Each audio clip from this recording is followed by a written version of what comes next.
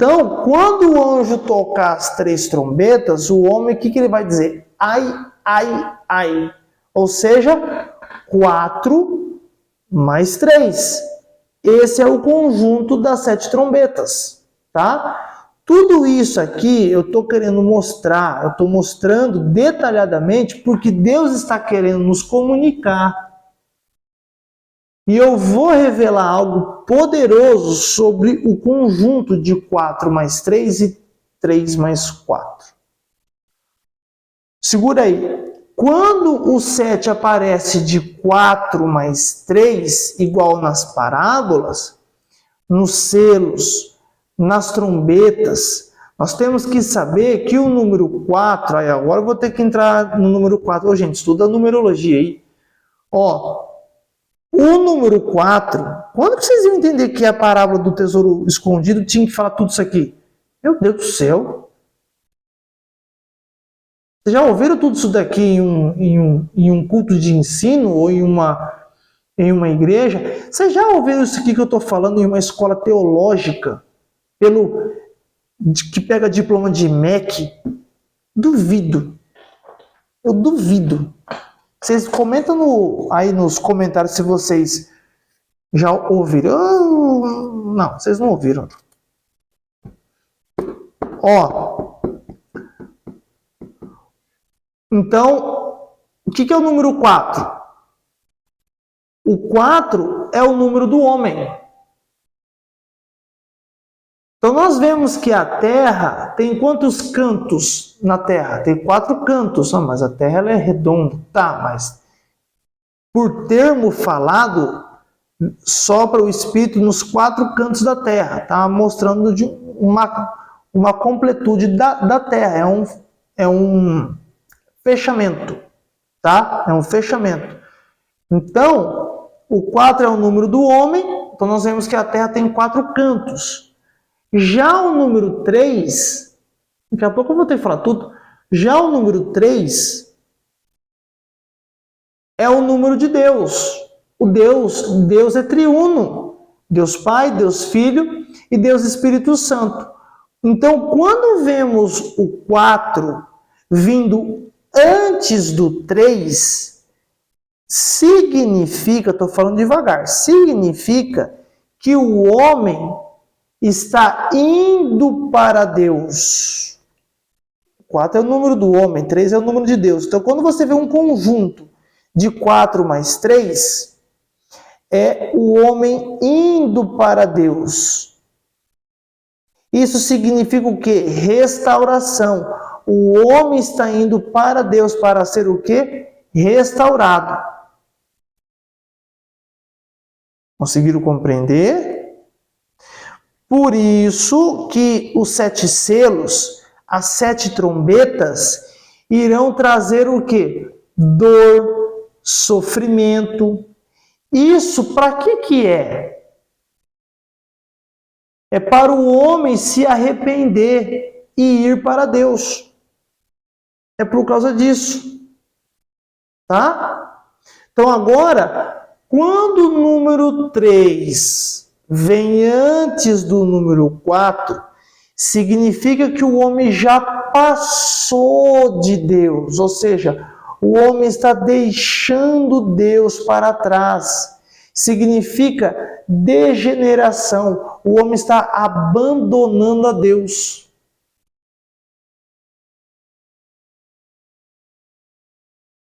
Lembra que temos que comparar, não esquece disso, as igrejas da Ásia aqui, menor, com cada parábola de Mateus 13. A igreja de Cristo, como um todo, vendo por esses conjuntos que eu falei aqui, de 4 mais 3 e 3 mais 4, nesses conjuntos de anúncio, não está melhorando. Vocês perceberam? Não está melhorando. Está cada vez pior. Por quê? Porque cada vez mais a igreja se afasta da palavra, se afasta do evangelho. Assim, a igreja fica cada vez mais humanizada, mundana.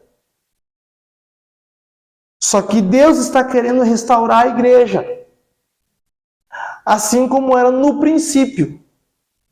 Por isso que o conjunto de parábolas que nós vemos é o quê? 4 mais 3, ou seja, se você entender as parábolas, você vai o quê? Você vai viver como igreja. E você vai entendendo a palavra de Deus. Ou seja, você será o quê? Restaurado. E vai de encontro com o Senhor. Por isso que é muito importante eu e você sabermos diferenciar o conjunto de 7 na Bíblia. Quando que vocês iam saber isso aqui? Quando que alguém ia te ensinar isso? Gente, por favor, ensine outras pessoas, postam nas suas redes sociais esse tipo de ensinamento. Menciona a escola do princípio. Honra os teus professores, que vocês vão ser honrados também quando vocês ensinarem. Não sejam obesos espirituais, por isso que vem a escola aqui. Que tudo que eu aprendi, eu estou passando para que vocês possam ensinar também. Menciona eu lá, escola do princípio, para que outros possam aprender e assim vai espalhando a mensagem do reino. Essa é a minha intenção.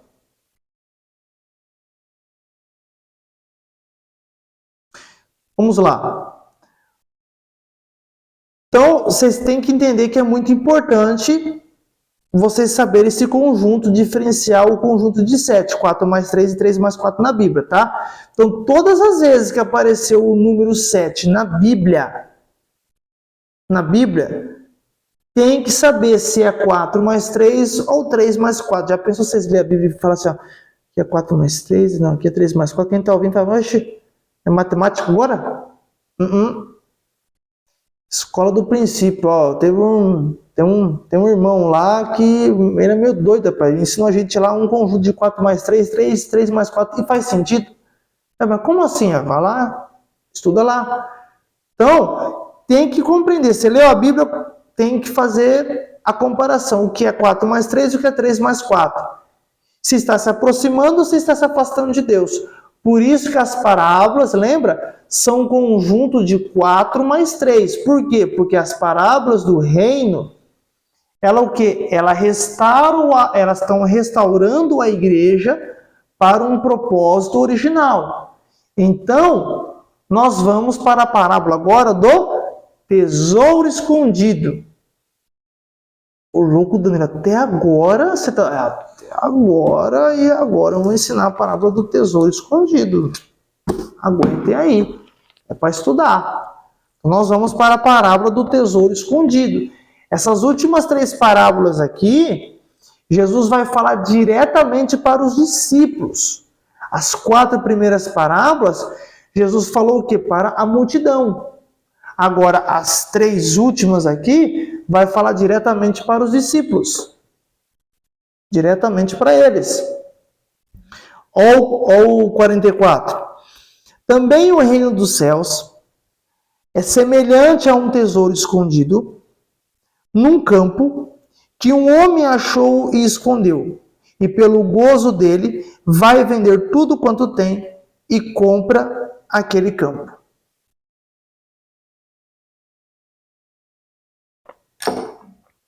Vamos lá.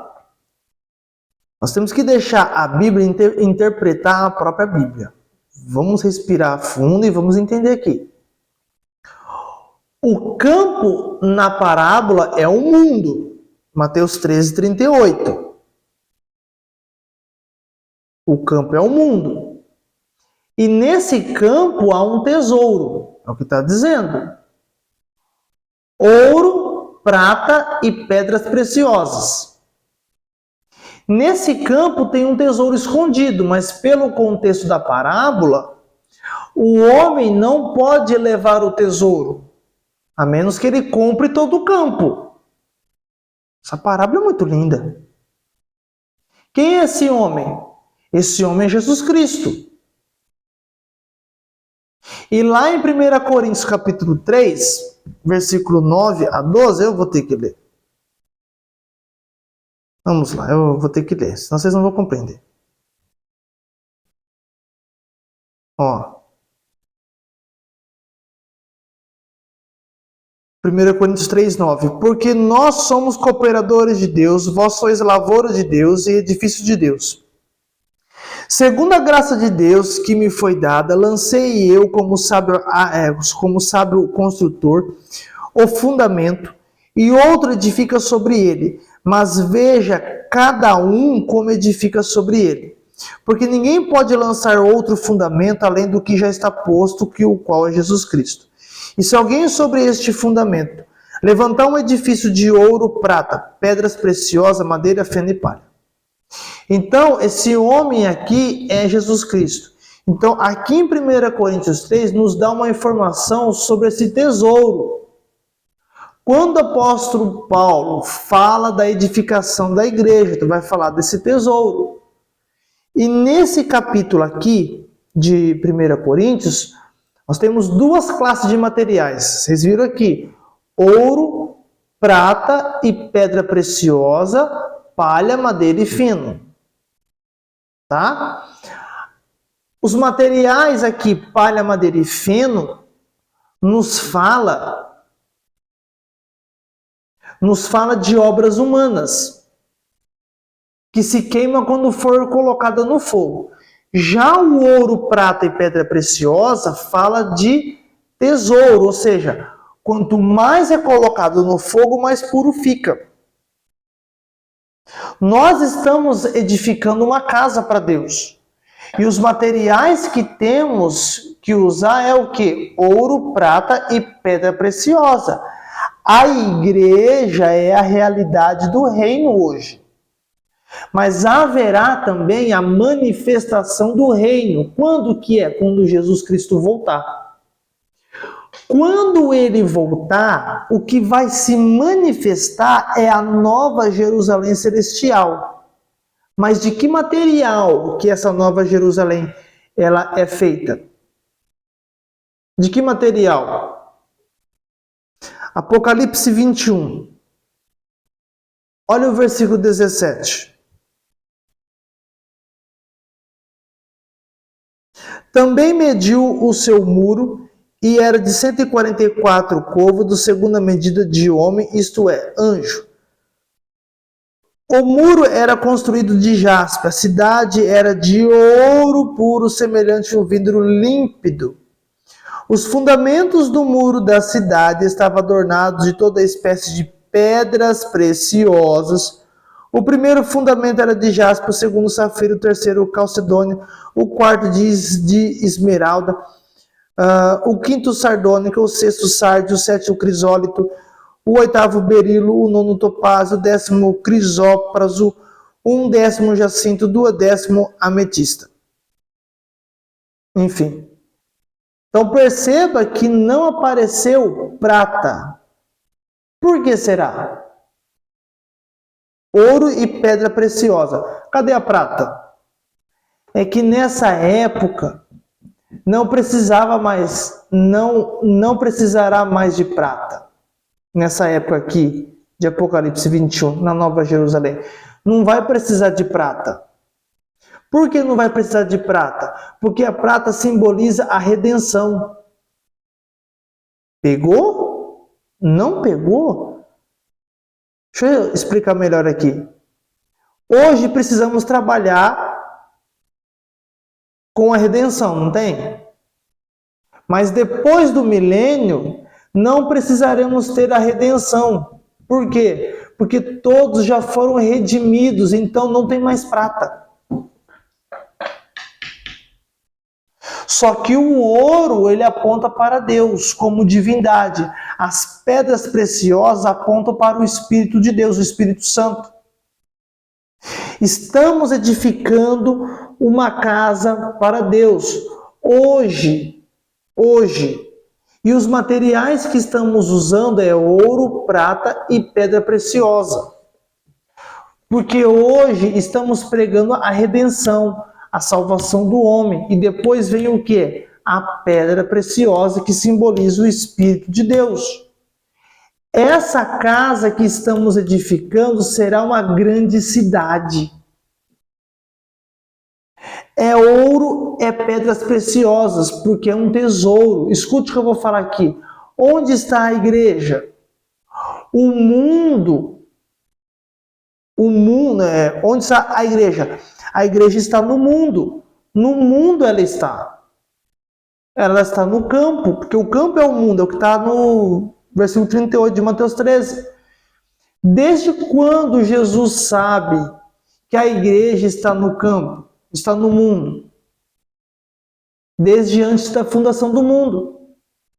E o que Cristo fez? Ele escondeu esse tesouro. Está pegando a parábola agora. Durante 4.000 anos, a igreja não apareceu, que é o tempo do Antigo Testamento, de Adão até Noé, de Noé até Moisés.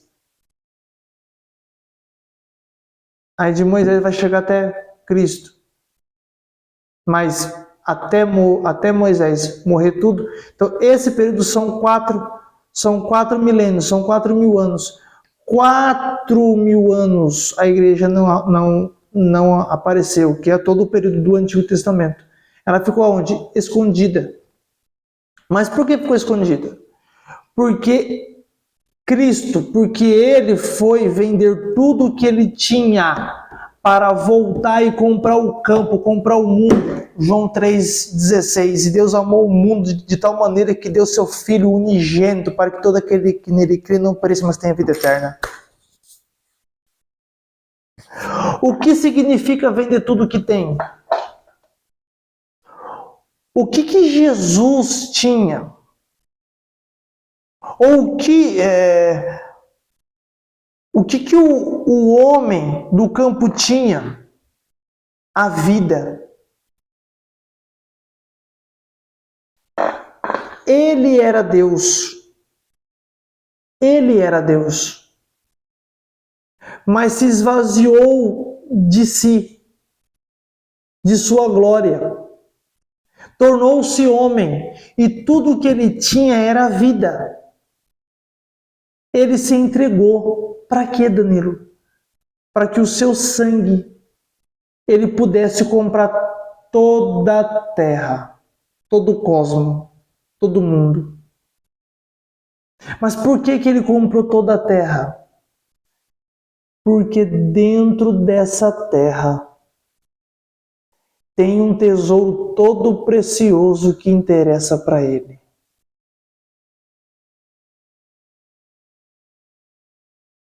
Está entendendo agora a parábola? Está fazendo todo o sentido? Nem todo mundo será salvo. Eu já li João 3,16.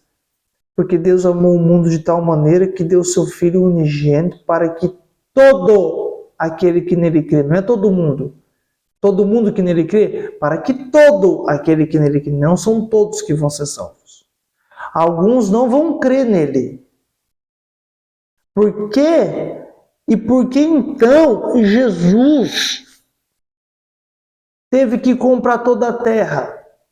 Se era apenas poucas pessoas, pouca gente que iria se salvar e crer em Jesus. É porque não tinha como levar pouca gente sem levar a terra junta. Então ele foi morto com o seu sangue. Ele comprou toda a tribo, língua, povo e nação. Apocalipse 5:9. Por causa desse tesouro precioso chamado igreja, pessoas, mais especificamente falando, aqueles que estão edificando uma casa para Deus. Ele comprou toda a terra. Ele comprou toda a terra. Quando Jesus ensina a oração do Pai Nosso, ensinando aos discípulos, na oração tem algo muito importante. O que fala lá?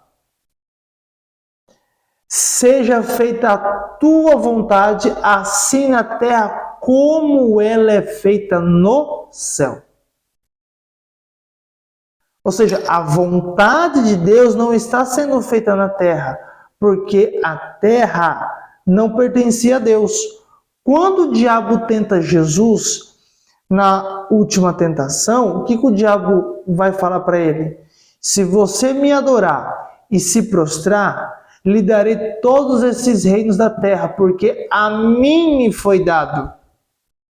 Então veja que o diabo, ele declara que os reinos da terra foi entregue para ele, dado por Adão quando pecou. Mas quando Jesus ressuscita, quando ele ressuscitou, ele chama os discípulos e diz: e chegando-se Jesus, falou-lhes, dizendo: é-me dado todo o poder no céu e na terra. Está em Mateus 28, 18.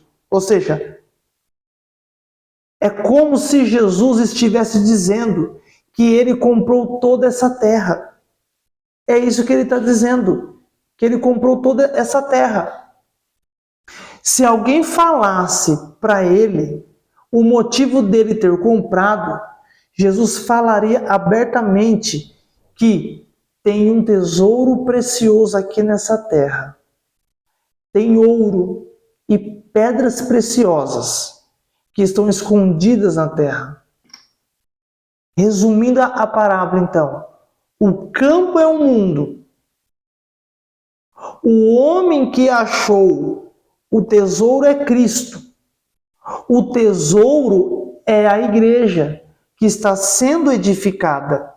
O homem vender tudo o que tinha era Cristo dando a sua vida na cruz para comprar a terra, para redimir aqueles que são preciosos para os seus olhos.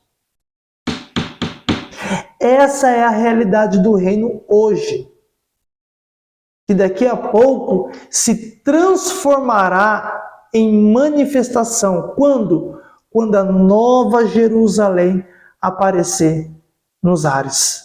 Amém? Conseguiram compreender a parábola agora do tesouro escondido? Olha, essa parábola do tesouro escondido aqui é sensacional, é linda. Mas deixando a parte aqui, antes de vir a parábola propriamente dita, o ensinamento dos conjuntos de 7 foi sensacional, gente. Que ensinamento maravilhoso. Gente, anotem tudo aqui.